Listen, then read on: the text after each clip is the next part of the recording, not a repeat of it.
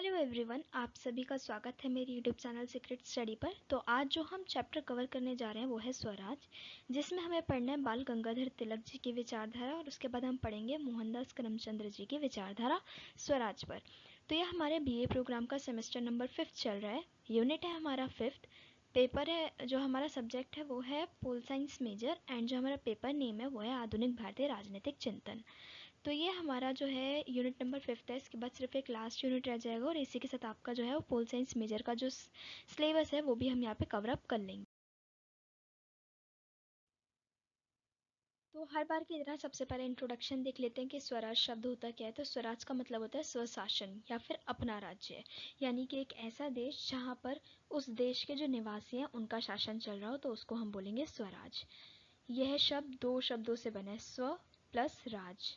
ठीक है, जिसमें स्व का क्या मतलब हो गया अपना और राज का मतलब हो गया शासन। तो इसका मतलब क्या होगा, ऐसा देश जहाँ पर अपना शासन चल रहा हो।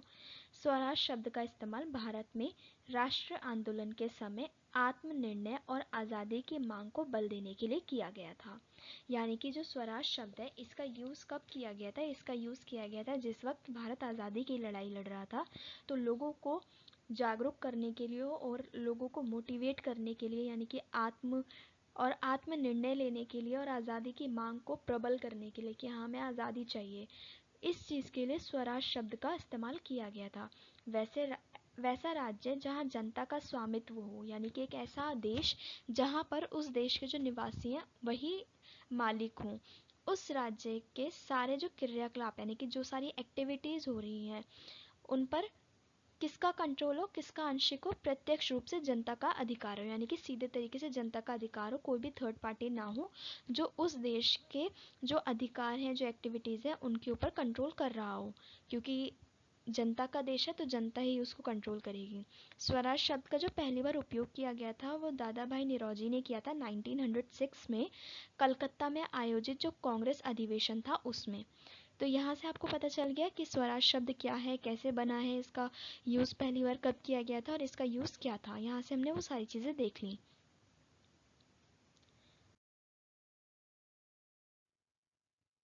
अब हम सबसे पहले पढ़ेंगे महात्मा गांधी जी की विचारधारा स्वराज शब्द पर। तो गांधी जी स्वराज की अवधारणा के अत्यंत व्यापक है, यानी कि गांधी जी की जो विचारधारा है ना वो स्वराज के लिए अत्यंत व्यापक है, बहुत बड़ी और बहुत ब्रॉड इनकी जो विचारधारा है वो स्वराज के लिए यहाँ पे हमें देखने को मिलती है। स्वराज का अर्थ केवल राजनीतिक स्तर पर विदेशी शासन से स्वाधीनता प्राप्त करना नहीं है, बल्कि इसमें सांस्कृतिक एवं नैतिक स्वाधीनता का विचार भी निहित है। यानी कि गांधी जी ये बोलते हैं कि मेरे लिए स्वराज सिर्फ इतना नहीं है कि ब्रिटिश सरकार को हमने जड़ से उखाड़ फेंका और जो भारत का जो शासन है वो हमारे कंट्रोल में है। सिर्फ इतना गांधी जी के लिए स्वराज नहीं है। गांधी जी के लिए असल स्वराज ये भी है कि राजनीतिक सत्ता के साथ साथ हमारी संस्कृति और हमारी जो नैतिक मूल्य है ना उस पर भी हमारा ही राज हो। यानी कि हमारी जो संस्कृति है, जैसे कि आज के टाइम पे भी ज़्यादातर जो लोग हैं वो किस संस्कृति से प्रभावित हो रहे हैं, विदेशी संस्कृति से प्रभावित हो रहे हैं। तो गांधी जी ये चाहते थे कि देश में जो राजनीतिक स्तर पर जनता का शासन हो और उसके अलावा नैतिक स्तर पर और सांस्कृतिक स्तर पर भी हमारा अपना ही रूल होना चाहिए। ऐसा नहीं होना चाहिए कि हम किसी और कल्चर को फॉलो कर रहे हैं। तो ये था गांधी जी का मानना। गांधी जी का मानना था कि स्वराज या सच्ची आज़ादी नैतिक कानून, आंतरिक विवेक और सत्य के कानून के मुताबिक होनी चाहिए। यानी कि गांधी जी ने यहाँ पे ये बोला है कि जो स्वराज या फिर सच्ची आज़ादी है वो सिर्फ और सिर्फ राजनीतिक स्तर पे नहीं होगी, बल्कि नैतिक कानून होने चाहिए। नैतिक कानून हम बनाएं, उनको लागू करें, उनको फॉलो करें अपने तरीके से। आंतरिक विवेक, हर एक मानव के अंदर अपनी एक आंतरिक बुद्धि होती है, ठीक है। उस बुद्धि के अंदर ये होना चाहिए कि हाँ हमारा स्वराज है, हमारा अपना देश है। ऐसा ना हो कि हाँ कोई सोचे कि यार रह ही तो रहे हैं, ठीक है, मौका मिलेगा बाहर चले जाएंगे। मतलब मौका मिले बाहर जाओ, तरक्की करो, बहुत अच्छी बात है, लेकिन अपने संस्कृति को, अपने देश को हमेशा याद रखना चाहिए। इसी के साथ उन्होंने बोला कि अगर हम स्वराज प्राप्ति करना चाहते हैं तो सत्य पर चलना चाहिए हमें। सत्याग्रह गांधी जी का बहुत बड़ा आंदोलन भी रहा है। आपको पता होगा गांधी जी बोलते थे कि एक तो अहिंसा होनी चाहिए और साथ ही साथ सत्य पर लोगों को चलना चाहिए, तभी हमारा देश विकास कर पाएगा। गांधी जी के मुताबिक स्वराज में आत्म संयम, ग्राम राज्य और सत्ता का विकेंद्रीकरण होना चाहिए। देखो आत्म संयम ये होता है कि आत्म संयम हो जाएगा, आत्म यानी कि अपना, जो आंतरिक हो, इंटरनल हो, संयम यानी कि धैर्य है, पेशेंस होनी चाहिए लोगों के अंदर। ऐसा नहीं होना चाहिए कि अगर हम कोई चीज़ को प्रोसीड कर रहे हैं तो लोगों के अंदर संयम ही नहीं है, पेशेंस ही है, बोले कि यार कुछ तो हो ही नहीं रहा, बंद करो इसको। ऐसा नहीं होना चाहिए। अगर कोई देश नव स्वतंत्र हुआ है तो अगर हमारे अंदर संयम होगा, हमारे अंदर पेशेंस होगी, तो हम धीरे धीरे उसको डेवलप करेंगे। बट एक साथ तो कुछ भी नहीं हो जाता, इसलिए गांधी जी ने आत्म संयम को हाईलाइट किया। उसके बाद उन्होंने बोला ग्राम राज्य होना चाहिए, यानी कि अब देखो केंद्रीय स्तर पर और राज्य स्तर पर तो सरकार है ही है, इससे क्या होता है ना, जो ग्राम होते हैं ना, कि जो गांव होते हैं ना, वो विकास नहीं कर पाते, वो गांव गांव ही रह जाते हैं। तो गांधी जी ने बोला कि जो गांव है ना, उस स्तर पर भी सरकार होनी चाहिए, ताकि ग्राम स्तर पर भी डेवलपमेंट हो पाए। और उसी के साथ साथ सत्ता का विकेंद्रीकरण होना चाहिए, यानी कि सत्ता किसी एक इंसान के हाथ में नहीं रहनी चाहिए, सत्ता का डिवीजन होना चाहिए। ठीक है। इससे पहले जो हमने पढ़ा है यूनिट नंबर 3, उसमें हमने पढ़ा भी है कि जो राम मनोहर लोहिया हैं, उन्होंने चौखंबा प्रणाली के बारे में बताया था कि एक केंद्रीय, उसके बाद प्रदेश, और उसके बाद जिला, फिर ग्राम, इस स्तर पर राज्य होने चाहिए, यानी कि राज्य यानी कि सरकार इस 4 स्तर पर होनी चाहिए अगर हम एक देश को स्वतंत्र बनाना चाहते हैं, राजनीतिक, आर्थिक और सामाजिक रूप से। तो वही चीज़ें यहाँ पे सत्ता का विकेंद्रीकरण को प्रेजेंट करते हुए गांधी जी ने भी बोली है।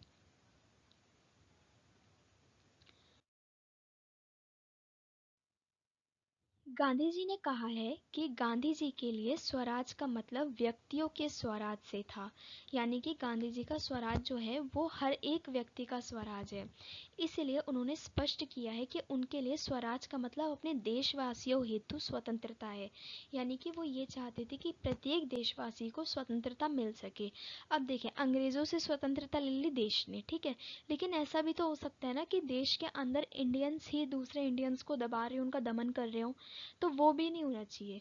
हर एक स्तर पर लोग स्वतंत्र होने चाहिए, किसी का दमन नहीं होना चाहिए, सभी को बराबर अवसर मिलने चाहिए, संसाधनों का वितरण होना चाहिए, और जो सत्ता है उसका विकेंद्रीकरण होना चाहिए। अगर यही चीज़ें फॉलो करी जा रही हैं तो गांधी जी के लिए असल मायने में वो चीज़ें स्वराज हैं। उसके बाद गांधी जी कहते हैं कि अपने संपूर्ण अर्थ में स्वराज स्वतंत्रता से कई अधिक है, यानी कि अगर गांधी जी एक्सप्लेन करना चाहें ना, तो स्वराज सिर्फ स्वतंत्रता नहीं है कि अंग्रेजों से हमने स्वतंत्रता ले ली।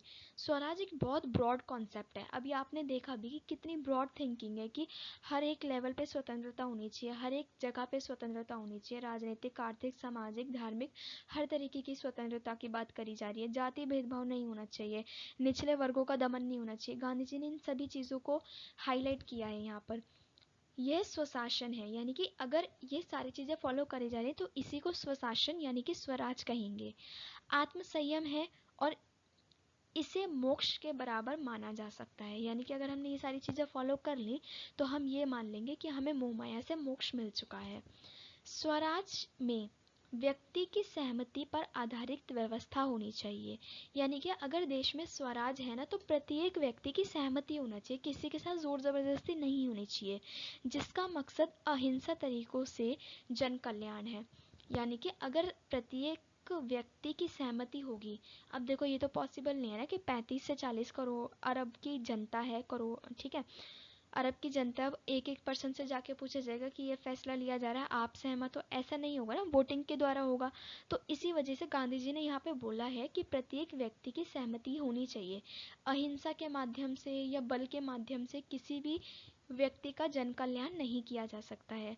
स्वराज में लोग इतने नैतिक होंगे कि दंड या बल प्रयोग करने की जरूरत नहीं पड़ेगी। गांधी जी ये बोलते हैं कि जब स्वराज हमारे देश में सही मायने में लागू हो जाएगा ना, तो उस टाइम पे हमारे देश की स्थिति कुछ ऐसी होगी कि हमें किसी भी चीज़ को समझाना नहीं पड़ेगा, कोई भी ऐसा काम नहीं होगा जिसमें हमें अपने देशवासियों को दंडित करना पड़े या फिर बल का प्रयोग करना पड़े। गांधी जी का स्वराज जो था वो निर्धन व्यक्तियों के लिए, निर्धन व्यक्तियों का राज था। यानी कि गांधी जी ये बोलते हैं कि स्वराज का मतलब ये नहीं है कि अमीर लोगों के बीच हाथ में जो सत्ता है वो सारी की सारी आ जाए। स्वराज में जो निर्धन व्यक्ति है ना, वो भी बराबर हकदार होना चाहिए देश का। तो ये थी गांधी जी की विचारधारा स्वराज के लिए। अब देखिए, अगर हम इसमें मेन मेन पॉइंट देखें तो गांधी जी देखो राजनीतिक स्वतंत्रता की भी बात कर रहे हैं, धार्मिक स्वतंत्रता की भी बात कर रहे हैं, ठीक है। उसके अलावा सामाजिक स्वतंत्रता की बात कर रहे हैं। उसके अलावा जो समाज में जो कुरीतियाँ हैं, जाति व्यवस्था हो गई, लिंग भेदभाव हो गया, उसके अलावा वर्ण व्यवस्था हो गई, उन सभी से परे ये सब स्वराज को रखते हैं। तो गांधी जी का जो स्वराज का कॉन्सेप्ट है वो बहुत ज़्यादा ब्रॉड है।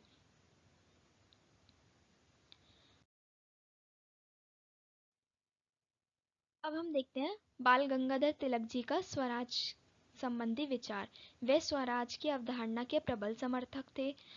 उन्होंने लोकप्रिय रूप से कहा था कि स्वराज मेरा जन्मसिद्ध अधिकार है और मैं इसे लेके ही रहूँगा। ये जो लाइन्स हैं, यहाँ स्वराज से लेके और लेके ही रहूँगा तक, जो बाल गंगाधर तिलक जी हैं इन्होंने बोली थी कि स्वराज मेरा जन्मसिद्ध अधिकार है और मैं इसे लेकर ही रहूँगा। इन्होंने विभिन्न नामों और उपाधियों से जाना जाता है, यानी कि जो बाल गंगाधर तिलक जी हैं इनको विभिन्न विभिन्न उपाधियाँ दी गई थी अलग अलग लोगों के द्वारा। इन गांधी जी ने इनको क्या उपाधि दी थी? गांधी जी ने इनको बोला था कि ये आधुनिक भारत के निर्माता हैं।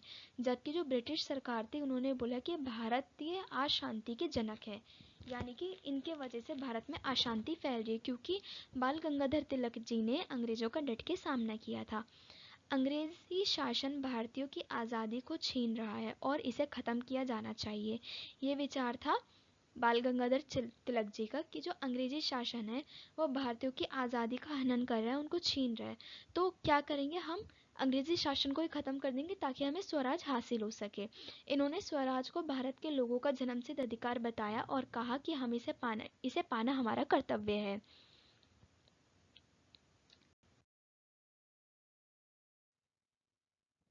तिलक ने लोगों को स्वराज के महत्व के प्रति जागरूक किया और इनके लिए संघर्ष करने की अवहेलना करी।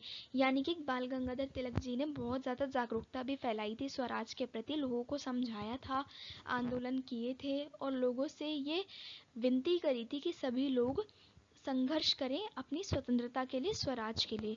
तिलक ने कहा स्वराज मेरा जन्मसिद्ध अधिकार है और इसे मैं लेकर ही रहूँगा। ये इनकी बहुत ज़्यादा फेमस लाइन्स हैं।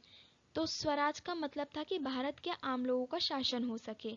इन्होंने शिक्षा, मीडिया, लघु उद्योग, कपड़ा मिल जैसे क्षेत्रों में कई तरीके के उद्योगों की शुरुआत करी और इनका संचालन किया। अब देखिए, जागरूकता फैलाई, यानी कि इन्होंने क्या एक काम किया स्वराज के लिए कि जनता में जागरूकता फैलाई सामाजिक स्तर पर। दूसरा, इन्होंने क्या काम किया कि आर्थिक स्तर पर भारतीयों को आत्मनिर्भर बनाने की कोशिश करी, क्योंकि इन्होंने मीडिया, शिक्षा, लघु उद्योग, कपड़ा मिल, इन सभी में बहुत ज़्यादा योगदान दिया था ताकि भारतीय आर्थिक रूप से भी स्वतंत्र हो सकें। तिलक ने देसी उद्योगों को पूंजी मुहैया कराने के लिए पैसा फंड नाम की एक कोष की शुरुआत करी थी। यानी कि एक आर्थिक पहल भी की गई थी बाल गंगाधर तिलक जी के द्वारा, जहाँ पर उन्होंने जो देसी उद्योग थे उनको थोड़ा थोड़ा पैसा प्रोवाइड कराया था और इस जो प्रणाली थी इसका नाम क्या था? पैसा फंड, जो कि बाल गंगाधर तिलक ने चलाई थी। तिलक ने कहा भारत के आंतरिक प्रशासन को बुद्धिमान और चुने हुए भारतीयों के हाथ में दे देने की अपील की जाती है। जैसे कि स्वतंत्रता संग्राम में भी हुआ कि चुने हुए कुछ व्यक्तियों ने स्वतंत्रता संग्राम का संचालन किया था, तो उसी तरीके से भारत में जो गंगाधर तिलक जी थे उन्होंने बोला था कि भारत की जो सत्ता प्रशासन है ना अभी आंतरिक, वो बुद्धिमान लोगों के हाथ में दे दो और कुछ चुने हुए भारतीयों के हाथ में दे दो ताकि हम अपने स्वराज प्राप्त कर सकें। तिलक ने स्वराज, स्वदेशी, बहिष्कार और भारतीय शिक्षा के 4 सूत्र कार्यक्रम का आह्वान किया। यानी कि स्वराज के प्रति इन्होंने बहुत ज़्यादा योगदान दिए। स्वदेशी, अपने देश के प्रोडक्ट्स को अपनाना, बहिष्कार करना अंग्रेजों की चीज़ों का, और राष्ट्र शिक्षा यानी कि राष्ट्र स्तर पर शिक्षा को फैलाना। इन चारों टॉपिक्स पे जो बाल गंगाधर तिलक जी थे उन्होंने बहुत ज़्यादा अपना योगदान दिया है।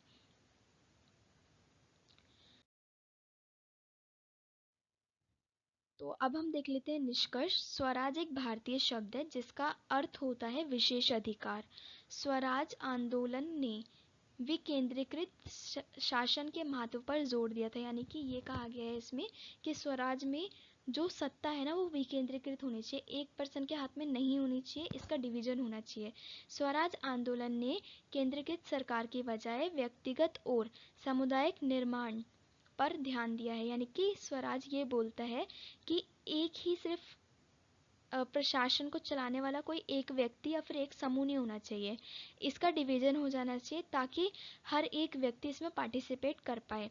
स्वराज ने भीतर से सख्त शासन स्थापित किया, यानी कि स्वराज सिर्फ सुनने में तो लग रहा है कि बहुत लचीला है, सबको अपना योगदान देने के लिए बोल रहा है, बट अंदर से ये बहुत ज़्यादा एक सख्त कानून था। ठीक है।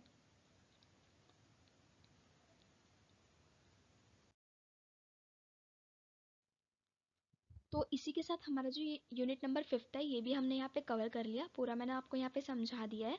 अगर आपको वीडियो अच्छी लगी हो तो आप इसको लाइक कीजिएगा, अपने सभी फ्रेंड्स के साथ शेयर कीजिए। और अगर आपको कोई भी डाउट हो या कमेंट मतलब कुछ भी सजेशन देना हो या फिर कोई भी डाउट हो, आप मुझे कमेंट बॉक्स में कमेंट करके पूछ भी सकते हैं और सजेस्ट कर भी सकते हैं। उसके अलावा मेरे चैनल को ज़्यादा से ज़्यादा सब्सक्राइब कीजिए। Thanks for watching my video.